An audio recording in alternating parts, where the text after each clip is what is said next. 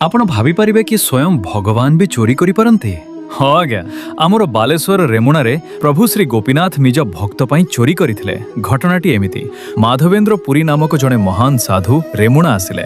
ସେଠିକାର ପ୍ରସିଦ୍ଧ ଅମୃତ କେଳି ଭୋଗ ଦେଖି ତାଙ୍କ ମନରେ ଲୋଭ ଆସିଲା କି ଯଦି ଟିକିଏ ଚାଖି ଦିଅନ୍ତି ତେବେ ନିଜ ପ୍ରଭୁ ଗୋପାଳଙ୍କ ପାଇଁ ବନାନ୍ତି। କିନ୍ତୁ ତତ୍କ୍ଷଣାତ୍ ସେ ଭାବିଲେ, ଛି, ଭୋଗ ଲାଗିବା ପୂର୍ବରୁ ମୁଁ ଖାଇବା କଥା ଭାବିଲି, ଏହା ତ ପାପ। ଏହା ଭାବି ସେ ଅନୁତାପ କଲେ ଆଉ ମନ୍ଦିର ଛାଡ଼ି ବକୁଳ ବନରେ ଯାଇ ରହିଲେ। କିନ୍ତୁ ଭକ୍ତର ଦୁଃଖ ଭଗବାନ ସହିପାରିଲେ ନାହିଁ।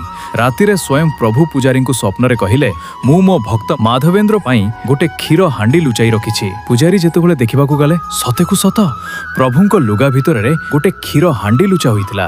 ସେହି ଦିନଠୁ ଆମର ପ୍ରିୟ ପ୍ରଭୁଙ୍କ ନାମ ହେଲା କ୍ଷୀରଚୋରା ଗୋପୀନାଥ।